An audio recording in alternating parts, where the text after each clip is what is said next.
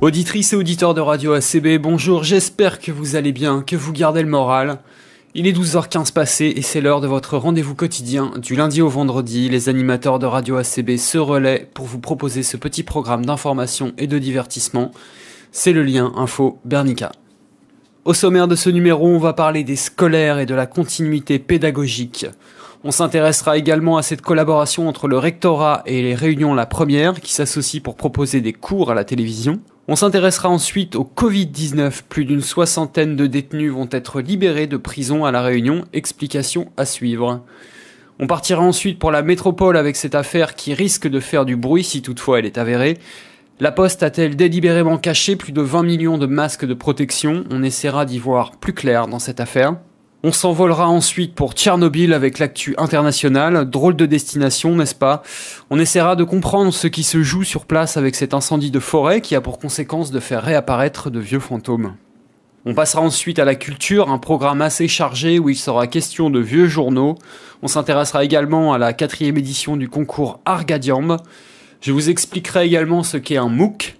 Je reviendrai aussi sur ces 30 épisodes gratuits des Minuscules, une série d'animation française. Et enfin, je vous parlerai dans le volet musique de l'autobiographie de Laurent Garnier, gloire nationale de la techno.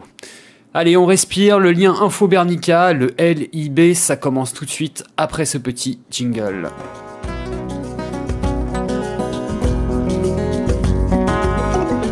Et on débute donc avec la continuité pédagogique. Comme on le sait, il existe des écarts entre les élèves et certains n'ont malheureusement pas accès à Internet ou alors via un téléphone, ce qui complique encore la bonne réalisation du travail à distance demandé par les professeurs. C'est pour cette raison que le département va mettre à disposition des collégiens, ceux qui sont boursiers, des tablettes numériques. Annoncé par le recteur de l'Académie de la Réunion, Velayudam Marimoutou, la mesure a été actée par la signature d'une convention avec le conseil départemental. Le but de cette démarche est bien d'atténuer la fracture numérique. En effet, depuis le début des cours à distance, certains élèves se retrouvent parfois en grande difficulté pour parvenir à entrer dans le dispositif de continuité pédagogique. Un seul ordinateur par famille ou parfois aucun outil numérique ou connexion Internet, c'est la réalité à laquelle certains élèves sont confrontés. Le prêt de tablettes numériques aux élèves de 53 collèges intégrés au plan numérique vise donc à l'atténuer. Alors inutile de prendre en contact avec le collège, le Bernica, pour avoir plus d'informations sur ces tablettes, sur ce prêt de tablettes. Malheureusement, le collège Le Bernica ne fait pas partie des 53 collèges intégrés au plan numérique. Alors à ce propos, pour les parents qui auraient du mal à y voir clair dans cette jungle numérique avec les Moodle, les Métis, je vous rappelle que sur le site du collège Le Bernica, vous pouvez retrouver des petits tutos et des explications pour installer Moodle ou encore comment réinitialiser son mot de passe sur Métis. Tout ça, c'est sur le site du collège, à savoir collège-du-6 bernica.ac-du6 réunion.fr. On poursuit avec les scolaires toujours, on va s'intéresser aux primaires, donc CP, CE1, CE2. Pour la petite sœur ou pour le petit frère, Réunion La Première prête main forte au rectorat pour proposer le matin des cours dispensés par des professeurs des écoles. Les cours interactifs proposés par le rectorat et Réunion La Première entament leur 2e semaine de diffusion. Chaque matin à 9h, un cours en vidéo est proposé aux élèves. Ce cours n'est pas que passif, l'enfant se munit d'un cahier, d'un stylo et participe activement à la leçon. C'est une belle collaboration et ces vidéos sont à retrouver sur le Facebook pour le moment, donc le Facebook de Réunion La Première. On poursuit avec l'actualité générale à La Réunion et sans surprise nous allons évoquer le Covid encore une fois. Pour remédier à la situation des détenus et éviter une crise sanitaire dans les prisons, la ministre de la Justice avait annoncé plusieurs libérations. C'est le cas à La Réunion où près de 70 détenus vont être libérés. Si déjà 63 détenus ont été libérés dans 3 établissements pénitentiaires de l'île, près de 70 sont éligibles au dispositif mis en place par le ministère de la Justice. Plusieurs possibilités donc pour bénéficier du dispositif mis en place par Nicole Belloubet. Soit les détenus sont présentés en commission d'application des peines et le juge leur donne une réduction de peine exceptionnelle, ce qui leur permet de sortir, soit le service pénitentiaire d'insertion et de probation présente le dossier au procureur pour une libération anticipée. Le but évidemment c'est de faire sortir les détenus qui ont le profil le plus adapté à la réinsertion afin d'éviter une catastrophe sanitaire en prison. De la même manière, la ministre avait préconisé de ne pas faire appliquer les petites peines afin de ne pas surcharger les prisons. On rappelle quand même que dans les prisons françaises, c'est très compliqué et que bien souvent, les détenus sont en surnombre dans les cellules.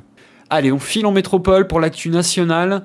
Et cette affaire qui risque de faire du bruit, la Poste a-t-elle dissimulé plus de 20 millions de masques de protection médicale? En effet, la fédération PTT du syndicat Sud accuse la Poste d'avoir dissimulé un stock de 24,3 millions de masques à l'État et de ne pas les avoir fournis à temps aux postiers. Le groupe confirme bien l'existence d'un stock de masques datant de 2009 et affirme qu'une grande partie a déjà été distribuée. Le syndicat, lui, dénonce l'insuffisance des mesures de protection prises depuis le début de la crise sanitaire, alors que des agents sont exposés à des risques importants liés au Covid-19. Dans le cadre de cette procédure, l'organisation syndicale explique avoir pris récemment connaissance d'un document dans lequel le groupe affirmait en janvier disposer de stocks importants, soit 486 000 paquets de 50 masques qui sont vraisemblablement encore utilisables. Donc, si on fait la multiplication, on se retrouve avec 24,3 millions d'unités. Selon Yann Lemairer, membre du bureau fédéral Sud PTT contacté par la radio RTL, la direction du groupe a assuré lors d'une réunion qui s'est tenue lundi que ces masques étaient stockés pour protéger les postiers, mais qu'il ne fallait surtout pas communiquer sur ce chiffre pour qu'ils ne se fassent pas réquisitionner par l'État. Et le leader syndical de s'interroger, je cite, « C'est étonnant car les facteurs et les guichetiers sont loin d'être équipés ». Contacté par la rédaction de RTL, la Poste ne confirme pas le chiffre avancé par le syndicat et juge cette polémique ridicule, arguant que ce stock de masques est un sujet partagé de longue date avec les autorités. Affaire à suivre donc. Allez, on passe à l'actu internationale et on part pour Tchernobyl en Ukraine. En effet, depuis samedi dernier, un incendie s'est déclaré dans la zone d'exclusion de Tchernobyl. La zone d'exclusion, vous savez, c'est cette zone de près de 3000 km², centrée sur l'ancienne centrale nucléaire. Il semble désormais maîtrisé, mais la radioactivité qui règne toujours sur place a rendu l'intervention des pompiers délicate. D'autant qu'hier, les autorités ont révélé sur place des niveaux de radiation 16 fois supérieurs à la normale. Mais ces mêmes autorités assurent que les Ukrainiens n'ont rien à craindre. À Kiev, à une centaine de kilomètres de là, les niveaux de radiation seraient toujours conformes à ceux enregistrés habituellement. Comme le rappelle le site de Science et Avenir, depuis la catastrophe nucléaire de Tchernobyl survenue le 26 avril 1986, 200 000 personnes ont été évacuées de cette zone, mais 200 habitants clandestins continuent d'occuper le secteur, malgré le fait qu'il s'agit de l'une des zones les plus radioactives de la planète. Allez, on passe sans plus tarder à la culture. Je vous avais parlé la semaine dernière de cette petite merveille qu'est le site Gallica, donc le site de la Bibliothèque nationale de France. Eh bien, je vous invite aujourd'hui à jeter un œil à son site dédié à la presse. Ça s'appelle retronews.fr et c'est riche en contenu. Retronews propose en effet un accès libre et gratuit à plus de 400 titres de presse publiés entre 1631 et 1950. Les archives de presse sont issues soit des fonds disponibles dans Gallica, soit des fonds numérisés par BNF Partenariat. L'accès se fait sur abonnement, mais vous avez droit à 15 jours de test gratuits. Les 15 prochains jours de confinement par exemple. Pour en savoir plus, rendez-vous sur retronews.fr, retronews.fr, retronews.fr, pour en savoir plus sur ces 15 jours de découverte. On va s'intéresser maintenant au concours Argadiambe, libre et gratuit. Ce concours 100% pays donne l'occasion à des amateurs de montrer leur talent dans 4 catégories différentes. Le chant, la danse, la catégorie hybride grain de folie et le mix DJ. Grande nouveauté de cette année. Particularité, cette année, Argadiambe se déroulera en ligne dans son intégralité, ce qui tombe plutôt bien avec les mesures de confinement. Le concours Argadiambe donc débutait ce lundi 6 avril 2020 et la remise des prix se fera au studio de l'Université de La Réunion, si toutefois c'est possible. Pour plus d'infos, vous tapez Argadiambe dans votre moteur de recherche et vous tomberez sur le Facebook de l'organisation. Je répète, ARTGADIAMB, Argadiambe, et vous tomberez donc sur le Facebook de l'organisation. On continue. Savez-vous ce qu'est un MOOC ? Derrière ce nom un peu bizarre qui signifie Massive Open Online Courses, en français cela veut dire que des cours proposés par des écoles et des universités sont désormais accessibles à tous sur Internet. En pratique, comment ça se passe ? Une grande majorité de MOOC se présentent sous forme de vidéos courtes postées chaque semaine, pas plus de 10 minutes, il peut y en avoir plusieurs par semaine. En marge de la vidéo, l'intervenant vous propose un certain nombre de ressources, des livres, des dossiers, des sites internet qui vous permettront de compléter le cours par vous-même. Après chaque séance, vous aurez accès à des quiz afin de mettre en pratique les enseignements du cours et vérifier que vous avez bien intégré les connaissances. Vous pourrez aussi avoir des devoirs écrits et rendre des exercices à faire par exemple. Donc il y a une vraie communauté autour des MOOC et les échanges sont toujours très riches. Vous en apprendrez autant, voire plus avec les forums qu'en écoutant le cours. Alors il existe des tonnes et des tonnes de MOOC sur tous les sujets, par exemple modélisation 3D ou encore mécanique des fluides, permaculture, changement climatique, les sujets sont nombreux et extrêmement diversifiés. Pour débuter, je vous recommande le site mymook.fr, donc mymooc.fr, qui recense beaucoup de MOOC gratuits. Évidemment, les MOOC universitaires sont payants, mais on recense quand même pas mal de MOOC qui sont gratuits. Donc je vous répète encore une fois le nom du site, c'est mymook.fr. Et donc vous aurez accès à, j'ai pas compté le nombre de vidéos, mais il y en a un sacré paquet quand même de vidéos de MOOC gratuits. Et donc il y a de quoi faire. Est-ce que vous connaissez les Minuscules ? Minuscules, c'est une série télévisée, mi-animation, mi-prise de vue réelle, créée par Hélène Giraud et Thomas Zabot. C'est idéal à regarder avec les enfants. On y retrouve une galerie d'insectes burlesques qui nous renvoie à nos propres travers. Les producteurs mettent à disposition 30 épisodes sur YouTube pour se divertir et réfléchir avec les enfants. Pour trouver ces épisodes, c'est très simple. Rendez-vous sur YouTube et recherchez la chaîne en tapant Minuscules dans la barre de recherche. Minuscules au singulier, sans S, dans la barre de recherche. Ah et tiens, pendant que vous y êtes, allez jeter une oreille sur les productions de Radio ACB sur YouTube et surtout, abonnez-vous. Allez, on va clore ce journal avec l'actu culturelle musicale et la sortie de l'autobiographie de Laurent Garnier, DJ iconique de la techno made in France, bien qu'inspiré par la scène américaine de Détroit. Fils de forain de Bougival en banlieue parisienne, Laurent Garnier voit s'entasser chez lui des disques que reçoit son père pour les jouer dans ses manèges. Lui, déjà fou de musique, aménage sa chambre en nightclub avec spot, boule à facettes et piste de danse qu'il est le seul à utiliser. Pur produit de l'école hôtelière française, Laurent est embauché à 18 ans comme valet de pied à l'ambassade de France à Londres.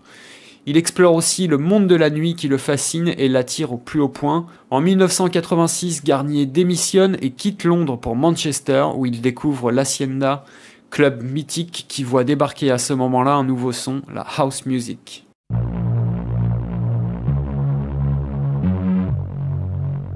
Garnier prend les platines de l'Hacienda en 1987 sous le pseudo de DJ Pedro. Arrivent ensuite l'acid house, puis les rêves partis. De retour à Paris en 1992, Laurent Garnier prend possession du Rex Club, qui devient le nouveau temple des musiques électroniques. Garnier est le premier à y faire jouer ses idoles, les inventeurs de la house de Chicago ou encore de la techno de Détroit. Dans son livre, Laurent Garnier dit surtout son bonheur de partager la musique, comme il le fait en public depuis 30 ans. Ses concerts sont des grands moments de communion, portés par son énergie à toute épreuve, des marathons qui peuvent durer 3, 4 ou 5 heures, parfois plus. Précurseur de la French Touch, finalement la seule musique française à avoir conquis l'Amérique depuis Maurice Chevalier ou encore Edith Piaf. Un livre Électrochoc, l'autobiographie de Laurent Garnier, un livre de référence sur l'avènement des musiques électroniques vues de l'intérieur par un pionnier du genre. C'est disponible sur toutes les plateformes et c'est à lire en musique, évidemment.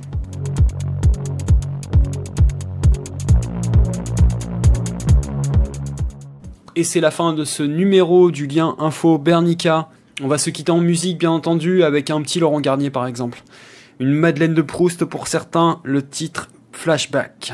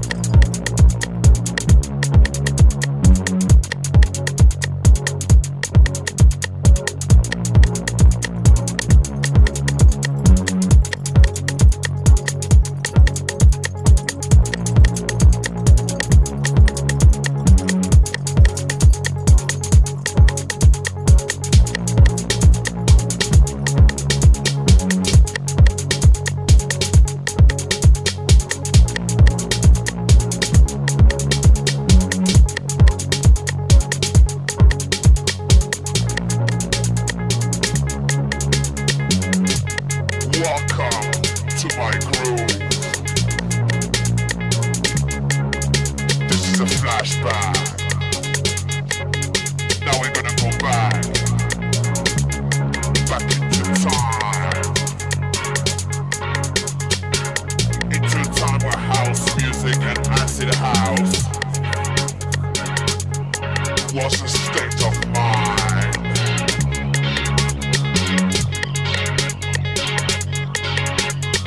Listen to my groove. This is a flashback.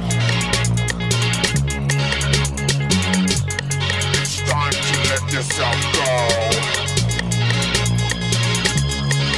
and explore your state of mind.